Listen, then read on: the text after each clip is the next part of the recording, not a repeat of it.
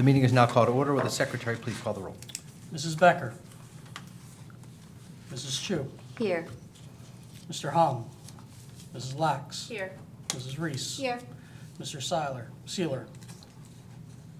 Mrs. Shaw. President Simmons. Here, we do not have a quorum, so we will be in recess until such time as we do.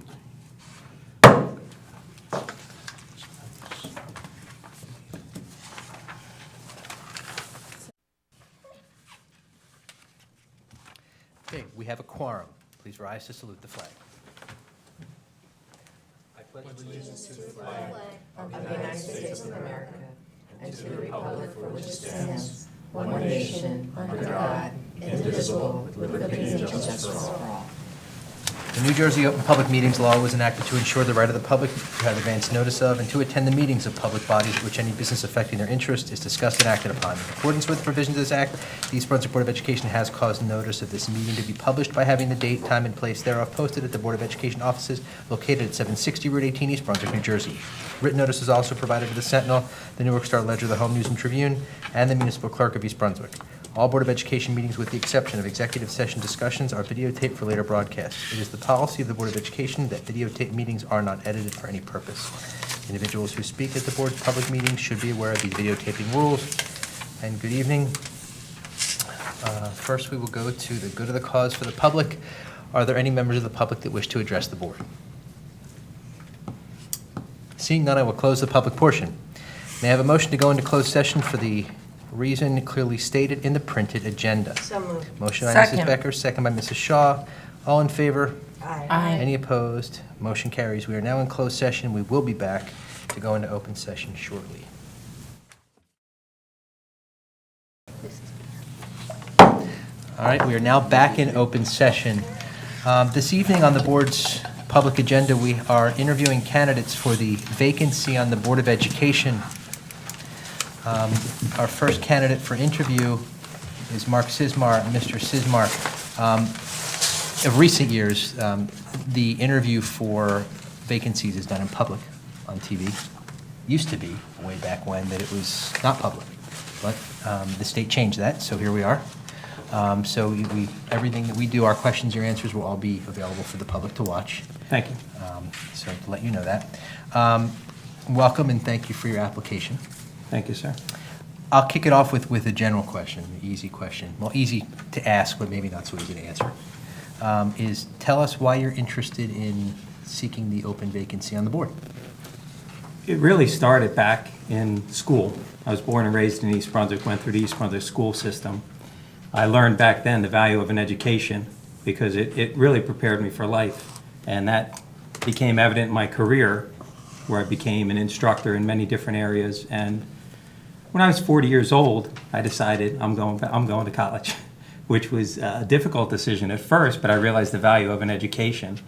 And when I started school, I realized the education I got back in East Brunswick, here we're fast forwarding 20-some years, prepared me for college. And I got a 4.0 in my bachelor's and a 4.0 in my master's, and really embraced the education and valued the education I got as a kid. When I was on the department, I was lucky enough to teach the DARE program and was in the school system for 7 years, teaching side by side by teachers in the classroom. And those experiences were invaluable. And just the past 5 years being a security officer, it's not just physical security of the building, it's actually learning the educational process and all the things that go on there. So all that together in culmination comes to why I'm sitting here in front of you fine folks, trying to get a position on the vacancy on the board. I'm going to follow up. What made you decide to go back to college? When I was in my career, for a while there, I wouldn't say I forgot the value of education, but I missed that I didn't do that when I was younger, and that was for financial reasons and other reasons, not that I wasn't strong academically. And when I started, I really fell in love with it. Originally, I was just going to do my bachelor's degree, and then I fell in love with education and learning again, and I guess I became hungry and went on to my master's and completed that. Excellent. Thank you. Next question, Mrs. Lax. Can you tell me a little bit about your educational philosophy? My philosophy starts with putting our children's, students' needs first to prepare them for life. And I would do that by, first of all, creating an environment where they feel safe and nurtured so they can learn in that environment. Next part would be academics. We have to support our children in academics, but we also need to challenge them because people are never going to reach their full potential unless you challenge them. On the other side, we also here in East Brunswick, we have athletics. Teaches physical fitness, teaches teamwork. We have the arts program where people can, individually express themselves in different type of arts.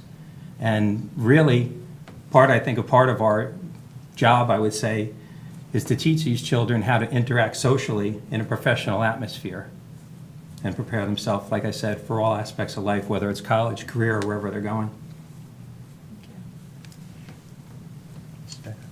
Hey, Mark. Hello. You're going to have to resign from your job Yes, to get on the Board of Ed. yes, And you say that very matter-of-factly. yes, I do. I'm just interested in you talking about that. That demonstrates a really huge commitment to give up your job for a volunteer position, if you wouldn't mind talking about that. Not at all. If we talk about the financial aspects, like I said. No, that's none of my business. Okay. Philosophically, I'm really committed. If you've seen me work on a daily basis for the past 5 years, my passion is the school system. And it's not just physical security of the building and, walking around like a guard. It's actually getting involved in the fabric of everyday things that go on in the schools.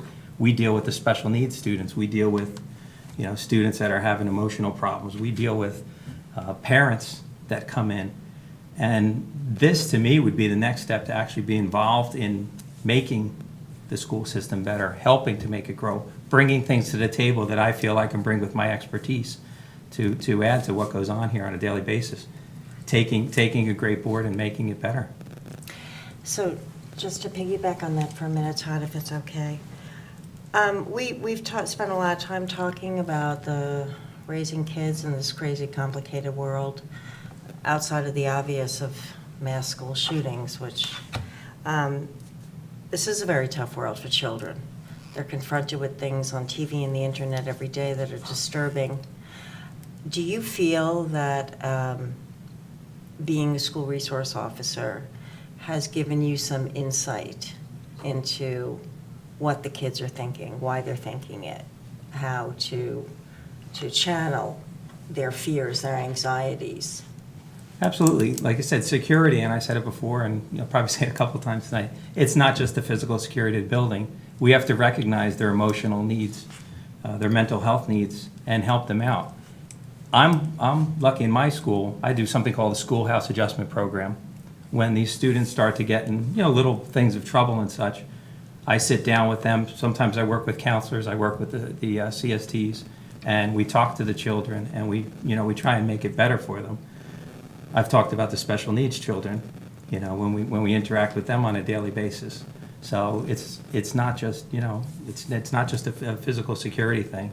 It's actually, like I say, getting involved in the schools and working with the children on a daily basis. I've done it for 5 years. I've learned a lot. I brought some things from my previous career into the building, and the building has given me a lot in return from teachers, administrators, and the counselors for what they've taught me. Thank you. You're welcome.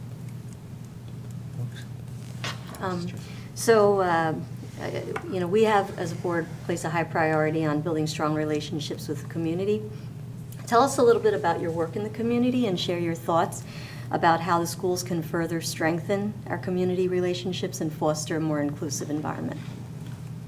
Going back to my career as a police officer, I was lucky enough not just to be the beat cop. I was the community policing officer for 7 years, being in the school system, working with schools, working with the township. There was a bunch of diversified township committees that actually served on the Traffic Advisory Board, the Juvenile Conference Committee, the Human Relations Council, also the Municipal Alliance. Back then it was called the Municipal Alliance for Drug Prevention. So it wasn't just, me being the beat cop, being out there. I was actually involved in the community. I worked for many years with the Camp Daisy program with children in that respect. The DARE program was awesome for working with the community. You were out there every day. We were trying to run programs for kids in the evenings, because there seemed to be a gap there between some of the kids getting, like the latchkey kids would get released from school. We found that in the afternoons, there was a lot of trouble going on because the kids didn't have direction, so we would try to create programs like that. So, my whole career, like I said, it wasn't just a police officer. It's very valuable to go around and write tickets and make arrests, but I was blessed enough to be in a bunch of different positions in the police department to work in the community hand in hand. It seems that first as a DARE officer and then as basically chief security officer at Hammarskjold, you've had an opportunity to see an East Brunswick education in action, and also, of course, having been a graduate of our schools, also gives you a reference point as well.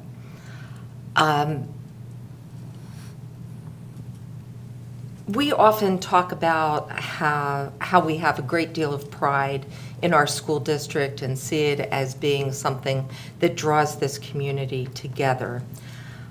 However, clearly we don't do everything right 100% of the time. If you had to pick 1, 2, 3 areas that you think deserve some extra attention and a fresh set of eyes, what would you focus on? I think my freshest set of eyes would be the security. Although we do a great job, I bring other things to the table that we could go over. And one of the things I believe in is you don't have to just, I use the words throw money at something just in the name of safety. We really still have to be fiscally responsible and realize what we're doing. I want to have solid programs that are implemented. Technology, we need to be ahead of the curve. These kids are going into colleges, they're going to go into these careers. If we don't teach them and keep them ahead of the curve, if possible, in technology, they're going to fall behind, and that's part of what we do here. And we always talk about budget, and one of the things is we have to realize in town there's some aging buildings, there's upkeep that goes on, and it's a tough thing. That's you want to also. We built some beautiful schools. Since when I went here, and that's what happens. Buildings age out, things age out, and I think the challenge is going to be to try to find the money and plan for the future. I always said about the Board of Education, like I said, I've seen it, from when I was a kid, from when I taught in the school system. I work in it presently, and hopefully, if I'm lucky enough to be on the board serving with you folks, but also realize that this board is a living thing that's going to be here long after I'm gone. So if I can make some contributions now, you also have to think about the future and where this board's going to be in 30, 40, 50 years. So it's not just a narrow focus of today. It's learning from the past, working hard in the present, preparing for the future. That's kind of how I look at life. Thanks. Thank you. Mark, you have children in this school district? They live with my ex in Spotswood. Okay. You have children, you're out and about in the community, you go to sports events with them, you go to ShopRite, go to the library, go to anything local in East Brunswick. One thing that we often talk about with new board members is the difficulty of being a parent and an active member of the community while you're on the board. Because it's kind of like, here comes a board member, pepper them with questions. And it's very hard, there's a very fine line between removing your hat and being a parent and being a board member when no matter how many hats you remove, they're still going to see you as a board member. How do you feel about being put in positions, even by close friends, comfort level of all of a sudden being privy to a lot of information you can't talk about not being able to give opinions about things because it'll be seen to represent the board rather than represent Mark? Have you thought about that, and what is your comfort level with that area? Not only thought about it, I've actually lived it. Like I said, when I was the DARE guy for 7 years. Every time I went out, like to put on a baseball hat, run out to 7-Eleven, you thought about image all the time. confidentiality in my training, some of which was with the United States Secret Service. Talk about confidential. I mean, there was things that you would see or experience that you couldn't talk about. And I know how to distinguish the line in between, you know, and I know if somebody's, I want to say I'm not naive. I would know if somebody was coming up to me trying to get inside information, trying to get a favor. You know, it's not going to happen. I'm a pretty straight person. I'm a fair person. I'm a rule follower. So I think I'd be able to recognize too, like you said, if somebody comes to me and goes, hey, you know, how's such and such student do? No, you know, I'm even in my job now, I'm privileged to a lot of information from the Genesis system and everything else. Sure. There's things brought on my desk about restraining orders, which is one of the most confidential things that we deal with. IEPs, I don't really read them or be involved in them, but still, there's certain areas of that are brought to my attention. So I do understand, you know, where the confidential aspect side of it and all, and how to distinguish between the two. And one of the things about being a boss on the police department was you understood your role also. You know, I did it for 26 years. I don't care if I was in uniform or not. They knew who I was, and you know, you had to represent at all times. Following up on that, you would be going from employee to board member. How will you deal with those times when you are back in Hammersholt as a board member, and you've got some of your or other buildings where you have some of your old colleagues that want to know what's going on? How you doing? You know, fill me in. Tell me what's going on in the central office. How do you envision dealing with that? In the past, I've dealt with it as far as, like in the police department. One of your biggest transitions is going from patrolman to sergeant, because you go from being one of the guys to kind of being mid-level management. And then when I became a lieutenant, you get to be higher management. And at one point, I was even running the traffic division. So at each level, I understand my job and my responsibilities. And again, as I answered the question before, if somebody's coming to try and get information out of me, it's easily recognizable. And I would hope they would respect my position. If they didn't, I'm not going to shut them down and be rude, but you know, I'm going to explain to them, hey, you know I can't speak about stuff like that. And I think most people, I mean, the people I've worked with in the district here, they're very professional on a daily basis. I kind of don't see that stuff going on a lot where people are like, hey, you know, I know you're not supposed to tell me, but, you know, and I'm sure it occurs. I'm not going to bet it, but, you know, the people I work with are professional, and I wouldn't anticipate too much of a problem with that, even if I had to shut them down and say, hey, I'm sorry, you know, I can't answer that. You know, it's not even confidentiality sometimes as much as part of the harassment, bullying laws. If someone tells us, even in our capacity as an East Brunswick resident online in ShopRite, waiting to check out with our food, and somebody comes up behind us and says, oh, hey, how are you? My child is having the worst time at school. They are being bullied. It's like, stop right there. I must inform you that if you go on, I am compelled by law to report this immediately. It doesn't matter that I'm standing in line as Vicki Becker, ShopRite shopper, Target shopper, whatever. We are compelled by law. So it's all of a sudden, and it could be your closest friend or a neighbor that you hadn't seen in 5 years.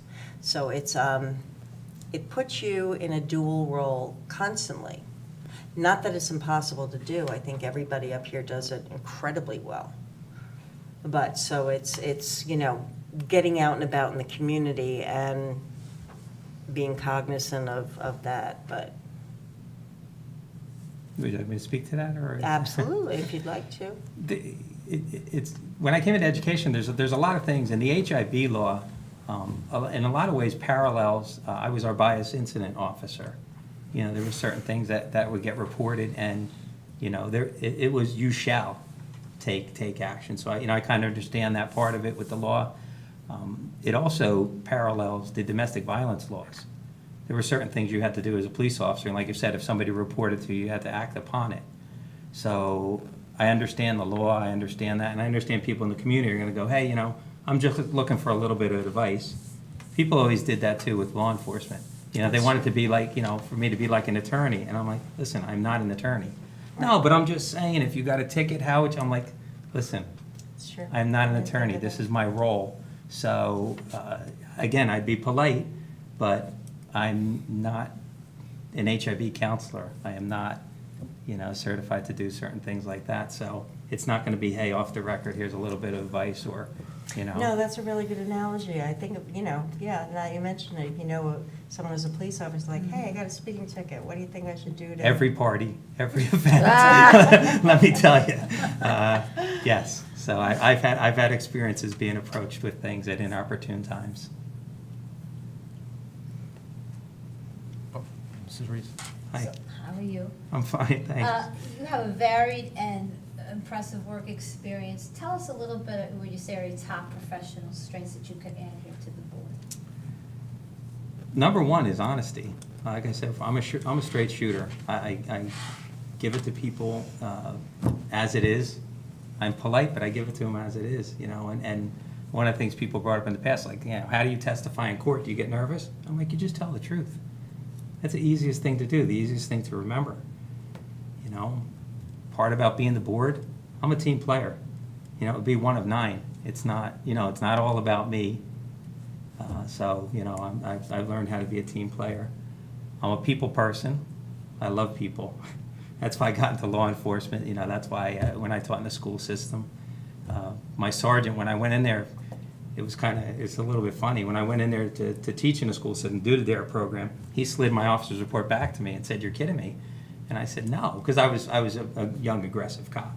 And I said, "No, I love children. I think teaching them is great, to help them become better in life is teachers are on up here. Sometimes people want to put police officers up here because we may risk our lives. Well, the teachers are the people and the educators are the ones preparing our children for the future. So there's a lot of aspects to it that I'm very, very passionate about. Not just the, hey, I'm the security guy and I'm there to protect them, which is a very, very important part, but all these other areas too have to be focused on. So I would say my strengths are multifaceted. Thank you. You're welcome. Staying with one of the themes, you talk about working on a team, et cetera. Surprisingly, we don't always agree on issues. How would you approach disagreement among the board or with the superintendent? How would you handle that? If, let's say, we were discussing an issue perhaps in closed session, or even out here in the dais, what would you be looking to accomplish when you're in disagreement? How would you work that out? One of the things I've always learned, and I had as a supervisor, was facts before acts. We would do our research, we would get our facts, we would prepare our facts for any type of situation. If we were having a debate, if we were having, a discussion on something, we're on different sides of it, I'm going to present my side as professionally as and do my research. I'm not just going to sit down and just make things up and kind of just shoot from the hip or whatever. I would actually have my facts in front of me. And again, at the end of the day, it's 9.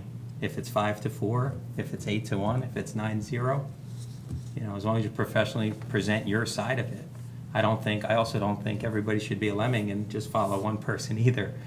Sometimes 9 different personalities is a good thing for certain topics. Yeah.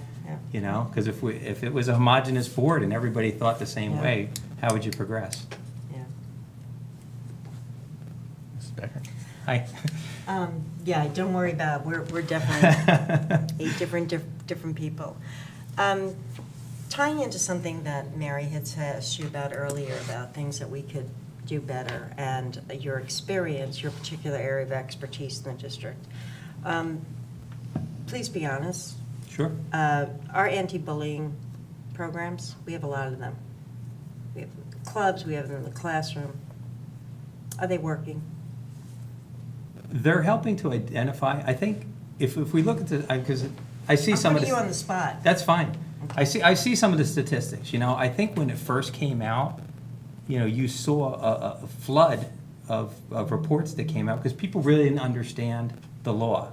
I think we've done a great job in educating the parents and the students about the intentions of the law and how the law comes into play.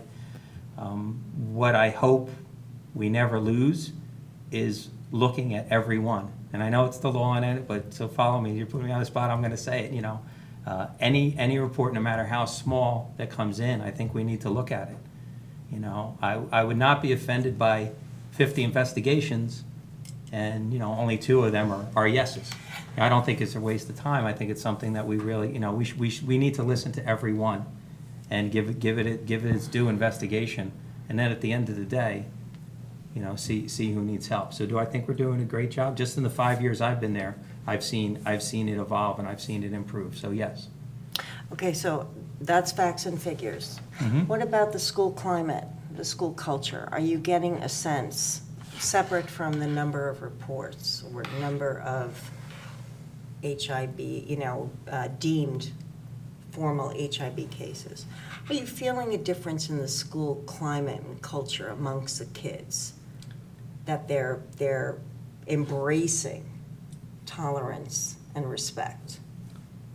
Growing up in the East Brunswick school system till even now, huge difference. Huge difference. Kids are supportive of each other. At Hammarskjöld, we have that PBSIS program, positive behavior support in the school system. The kids get into that. We have the different days that are going on there.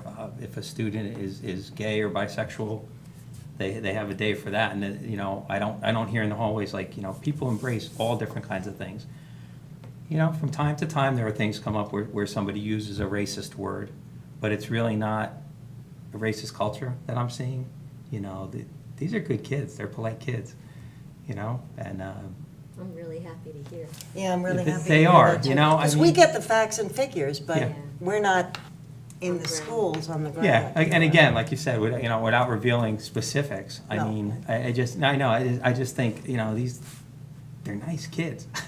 They're getting along. It's a lot of, when I was younger, and we had the cliques, you had these different cliques in different areas of the school, and they didn't interact with each other. These kids, whether it's in gym class, whether it's in the hallway, whether it's, they're on chorus together or whatever, I mean, you got to see the mix. It's really nice to see the different mix of It is a different students. East Brunswick. That's great. That's great to hear. Anyone else? Another question for you, real quick. Sure. We have committees that the board runs and operates. Any of them that you either see yourself diving into or want to stay away from? Want to know which committee's Todd? Sure. Yeah, I'll probably offend the board president by trying to take his He committee. assigns them, by the way. Yeah, Okay. just, You can't have mine. It's by request. Now, come on. It's not arbitrary. I would hope to be involved in my strong suit, which is safety and security. That's something I bring to the table. Another committee that, and again, if I'm naming a committee, it's not a committee, but maybe a talent I bring to the table, would be negotiations. I was a PBA president, so I saw the other side of negotiations in the public sector, and also was an administrator at the police department. So I could see both sides of negotiations.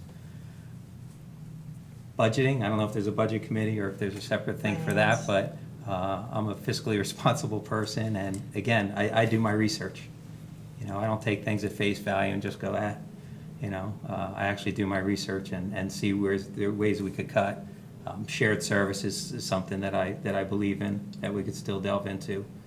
We have the township side and we have the Board of Education side, but in front of both of those two terms is East Brunswick. So that to me is where we see some bridges that could be drawn and have some shared services.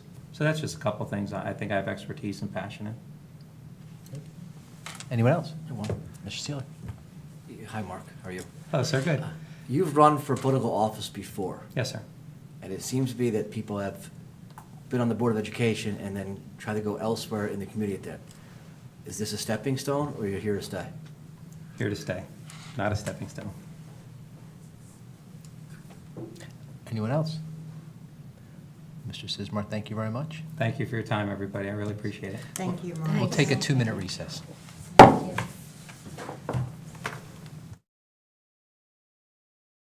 Okay, we're back in session. May I have a motion to go into closed session for the same reasons we've already gone into? moved. Motion by Mrs. Becker, Second. second by Mrs. Shaw. All in favor? Aye. Any opposed? Motion carries. We're now in closed session.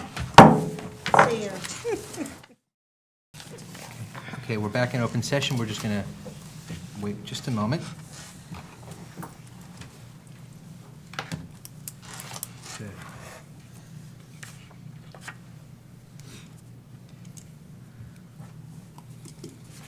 While we're waiting for Mrs. Chu, Ms. Shakir, thank you for coming. I will just go over, way back when, we used to have interviews for applicants for the vacancies in closed session.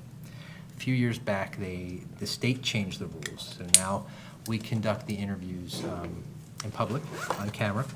So although we're not much of an audience tonight, it's a public televised meeting. Our hope is, since it's a Friday night in the summer, people will have other things to do, but those who watch it will tune in. We'll give Mrs. Chu just a minute to get here.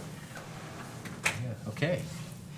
Mrs. Chu, just so you didn't miss anything, I just explained to Ms. Shakir that we used to do this in closed, and now we have to do this out in public. And then we can kick it off. So thank you for joining us this evening. I'll kick it off with just sort of a general question. Okay. Tell us why you're interested in the vacancy on the board. Sounds good. First of all, thank you for accommodating me at 9:30 at night. I have been interested in it for a while. My kid started public school about 2 years ago. Rayan started in 4th grade, and now he's in 5th.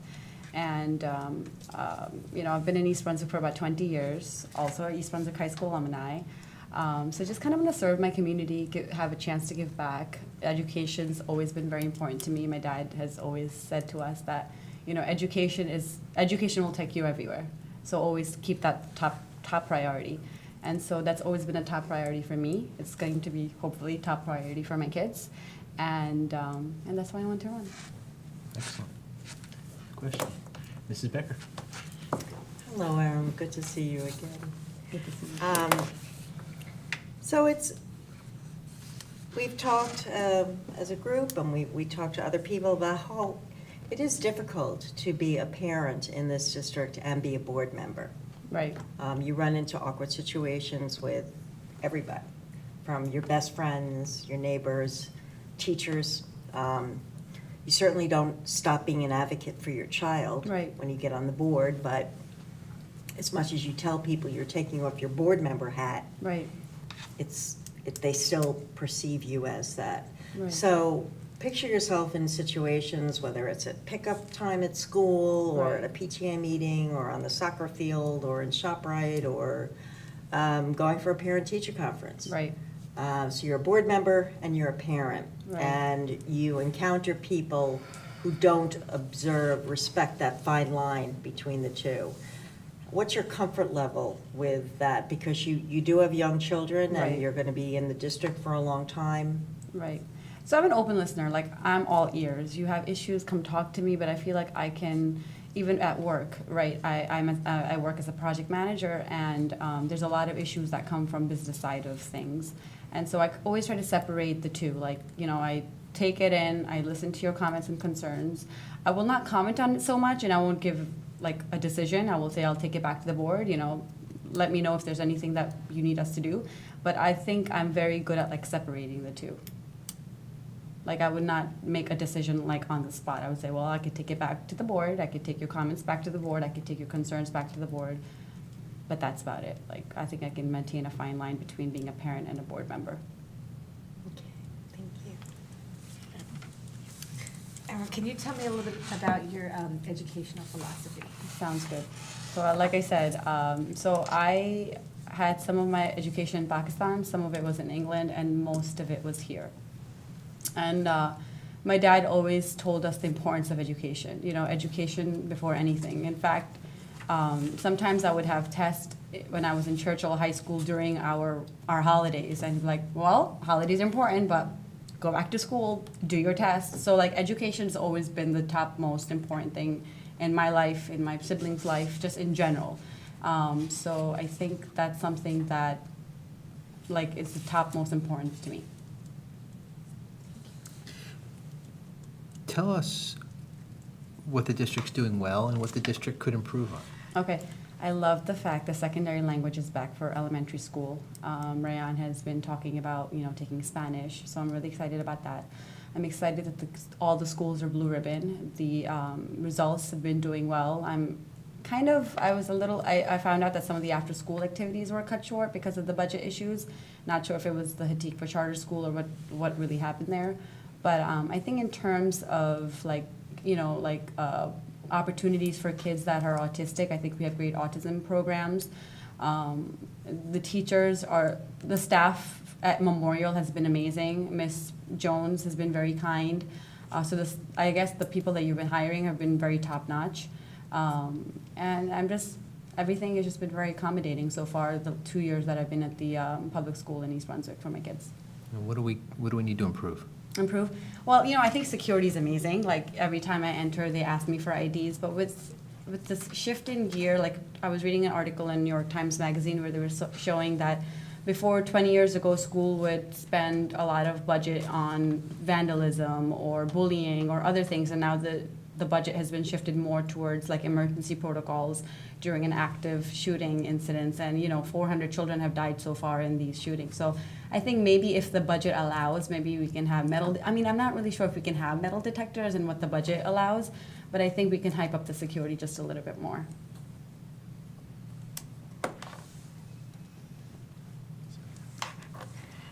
So your oldest child is, you Fifth said? grade. Fifth grade? Yeah. Okay, so as a board member, you would be called upon to make decisions about issues affecting grades Right. that you haven't experienced as a parent yet.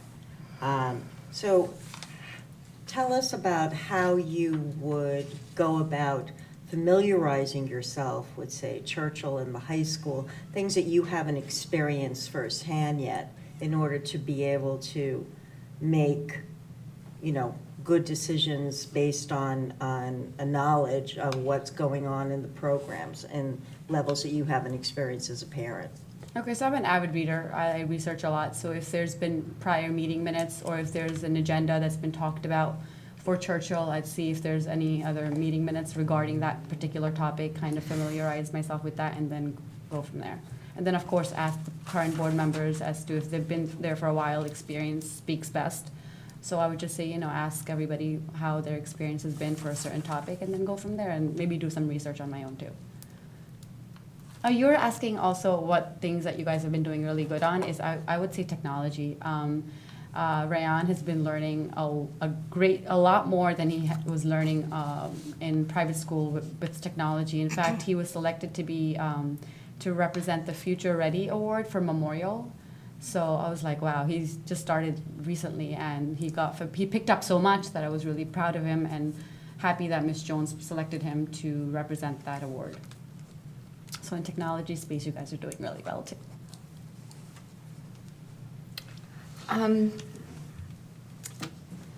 I've been very interested in your resume. Okay. It is chock full of terms and abbreviations that I have no clue about. However, Yes. I wondered if you'd want to explain how your background as a business analyst will serve you well as a Board of Education member. Sounds good. So I played two hats at work. I'm a project manager / business analyst because they can't hire both, so you have to kind of wear both hats at one time. So I feel like I have great organization skills. I bring people together. I get the requirements down. So as a project manager, you have to get the requirements in, see if it's feasible to meet certain deadlines. Do you have enough manpower? So you really have to be on top of every little thing. Nothing can just kind of fall through the cracks. So I feel like I'm really on top of my stuff. I'm very organized and very meticulous, and I bring people together. And if we don't see eye to eye, we try to collaborate and see what the differences are, what the similarities are in projects. People have different point of view, so I kind of, with my project management skills, I make sure that things are met. If we have bottlenecks, we talk about it at an earlier point, so that when we have deliverables at the end, we're not like, we can't deliver now. So I kind of try to over forecast to see exactly what's going on, and if there's bottlenecks and there's issues, I bring it up. Along the same lines, how do you envision the dynamics of a Board of Education? I mean, you're aware that there's 9 members, Right. and how are we going to manage to get, 9 members to have a common vision? Right. So, not everybody's going to see eye to eye, right? Everybody's entitled to their own opinion. But I think if we talk about similarities and if we talk about differences and just kind of put our own personal stuff aside and just kind of look at the bigger picture, I think we can kind of somehow come to consensus on things. And if we can't, we can't. But at least we look at the overall picture. We look at the similarities. We look at what the differences are. Look at everybody's point of views, jot some notes down, and then come together as a team and kind of go over it together. Thank you. So as a board, we place a high priority in building strong relationships with community. So tell us about your work in the community and share some thoughts about how the schools can further strengthen our bond with the community and foster a more inclusive environment. Sounds good. So I'm a vice chair of East Brunswick Human Relation Council. I've been on the board for about 2 years, but I've been on the council for about 3.5. So we really encourage communication, and we really encourage diversity. We don't want to just say diversity should just be tolerated and accepted. It should be celebrated. And as a member of EBHRC, I've created events that kind of would bring people together. We had our first Unity Walk last year. I also have helped the mayor with just the transition, like when he was coming into office. I helped him a little bit with the transition. He had a lot of redevelopment plans, and so I set some of those up for him so that everybody would have a chance to kind of get to know his plans. And I mean, there's people that still complain that, we don't know what's going on, but there've been 20 meetings that he's held. He's held live video sessions. I also I try to be involved with the kids' school too. I'm doing the end of year party. I did the Halloween party. I think I skipped the Valentine party. But I also last December I want the kids to have a sense of giving back. So for Christmas we created 150 hygiene kits. And then we donated them to Elijah's Promise. We try to I try to instill a sense of community service and volunteering with the kids, so they see that I'm coming to the East Brunswick Human Relation Council meetings every once a month. That we're doing all these events to just kind of celebrate and celebrate our diversity and inclusiveness. Yeah. So those are some of the things that I've done so far with the community. I think most of us recall that you ran for the board. Yeah. I think it was 4 years ago now? Yes. Okay. What would you say has happened in the 4 years since you ran in terms of your own goals, your evaluation of this school district? Right. Ideas that you'd like to bring to the board? Right. What's happened during those years that makes you continue to want to serve? So I feel like I've grown as a person. I think when I was running, I was 28. My children were not in the public school, even though I wanted my kids to be in public school, but I just kind of wanted them to have a strong base of their own identity, so that when they were transitioned to public school, they would be okay in their own skin. When I was going to school, I wanted to celebrate Christmas, which my parents were like, do you do you, there were all the other holidays, but I just wanted my kids to have their own identity, be happy in their skin, and just be like, it's okay, I won't celebrate Christmas, but I'll celebrate Eid. This is what I will do. So I think since then I've just gotten myself more involved in the town to kind of see the dynamic, where I can help, where are the improvements that are needed, and just kind of take it from there. Question? How are you? Good. What strengths, you have a varied experience, a lot of detail in your resume about, all different areas of the financial field. What are some of your greatest professional strengths you feel that you would bring to the board? Okay. So my boss, the director I work for, he says I have a very friendly demeanor. I have a very caring demeanor. But beside that, I think I feel like I'm very professional when it comes down to the nitty-gritty. When it comes down to work, we stay in a room, we respect each other's opinions. As far as professionalism, I think I have good requirement skills. I sit down with my business, I really dig down to see exactly what they're looking for in a project, and I try to meet deadlines, and I'm usually on top of my stuff. Thank you. We run by committees for the most part, board committees. What committees do you see yourself gravitating towards, and which ones would you probably try to shy away from? I would shy away from finance. If there is, I would stay close to maybe technology. Is there a reason you would shy away from finance since you work for a bank?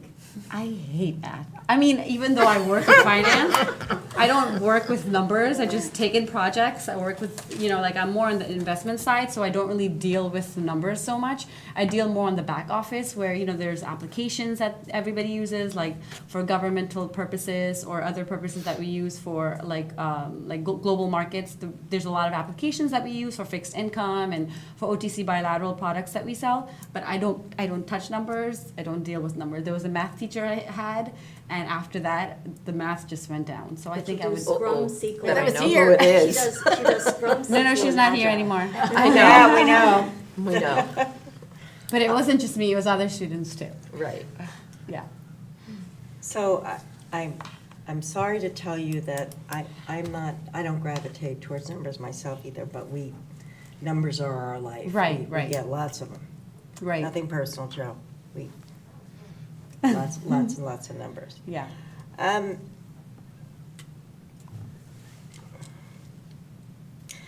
Do you feel that we are doing enough as a district to promote tolerance and respect, diversity with our kids? We have a lot of programs, we have a lot of clubs. Then there's the whole anti-bullying, Right. the H-1B that we kind of mandated by law. Both from your own experience as a parent and Okay. also from what you bring from your community involvement, do you see areas that we could do better? Okay.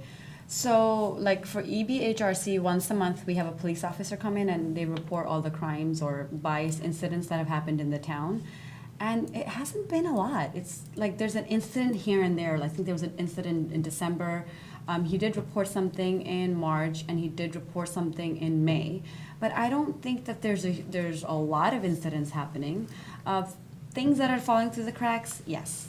For example, my child's moving up ceremony from kindergarten, which is a big deal because she's moving from kindergarten to first grade, is the day of Eid. There are 2 tests, major tests happening, because I have, a few friends that have students that are in high school. 2 major tests happening next Friday. It's Eid. Guess what? They're going to take their tests. I'm going to my daughter's graduation because even though Ms. Jones apologized, the teachers are amazing and the principal's amazing. They're like, listen, we'll do a separate ceremony for you. We'll hold. I said, no. I want her to have the same treatment just like every other child. I don't want her to have a separate ceremony. I don't want her to have any special treatment. I just wanted her to have the same treatment as any other child would. So of course, I will go to her ceremony the day of Eid after in prayers in my full outfit and my full costume. Of course, I will do it, but I feel like things are falling through the cracks, and I don't want to just say just for one particular holiday, but maybe like Diwali or Chinese New Year. I'm not sure other major holidays that other people are celebrating in the town, because 49% of East Brunswick belongs to some sort of minority group, right? So I don't think we can observe all holidays. It's impossible, but I think we should just be a little bit more conscious on bigger holidays. Like if we have a community that's at least 20% of the town, I don't think we should hold a test. I don't think we should have an event. I don't think we should have a graduation. So, yeah, that's kind of falling through the cracks. I don't see it in South Brunswick happening, but I just should stop comparing to South Brunswick, because the kids were going to South Brunswick private school before, so that's why I have the South Brunswick kind of in my back of my mind. But yeah, that kind of fell through the cracks a little bit. I appreciate your honesty. Yeah, but they addressed it. They said they will talk to the calendar committee. They will put the dates down for the fall, for the other years. And I'm like, it's totally okay. It's fine. Things happen. So that kind of fell through the cracks. Oh, and then it was the month of Ramadan, so my kids get really excited now. Like I used to get excited about Christmas. They get excited about our own holidays. They're getting excited about Ramadan. They're getting excited about Eid. So I presented in kindergarten, 3rd grade, and 5th grade. I wrote Curious George. There's a book that came out. It's Ramadan, Curious George. So I read that in all 3 classes. I read it in 5th grade, and the kids were intrigued. I'm like, I know this is above you guys, but they loved it. And so the teachers allowed me to do it. The principal was very excited. I saw you on Facebook too, on the East Oh, Brunswick Public School yeah. site, put it on Yeah, Facebook. and So I the- think books like that are fun for any age, actually. Yeah, and intriguing. we donated them to the Memorial Elementary as well as the East Brunswick Library, because, you know, those are the two libraries that I've seen and been to. And we couldn't allow food, right, because there's like food restrictions, so the kids were given like a voucher to the school shop so they can like, I hear that the kids love it, so all the kids got They a did dollar love it, because voucher. I was there today. Oh, They all came with this. There we go, yeah, so. just- I appreciate yeah. your comments about the holiday, and I'm on the calendar committee, so I will take that back. Okay, cool. And make sure we look at that, because that's a very good point you made. I know the moving up can't be moved. Is there something we could do about the testing? Is it too Yeah, late to maybe? we should be able to have what I would call soft days, Yeah. you know? We could look I at. can find out the exact tests in the, which grade or what subject, and I can take it back to you guys. Yeah. No problem. But this is exactly why, you know, diversity is so powerful, that Absolutely. these are things that, you know, we wouldn't know about Well, otherwise, so thank you for I speaking think up. we actually were aware that, you know, there are some holidays that are going to be very difficult to move around. You know, and when I say to move around, I mean in terms of, you know, conducting school business on, you know, certain days. Because I just think it would be a mistake to say, gee, Aram, we would have never known about that if you hadn't come to us tonight. No, Because no. I think that we are aware. We- Right. And I think that because this is a culturally diverse town, I think that there is more awareness on the part of most people in town that these are things we need to consider. I think It's the just that teachers should keep it in sometimes mind. it's really, really Yeah. tough to develop a calendar.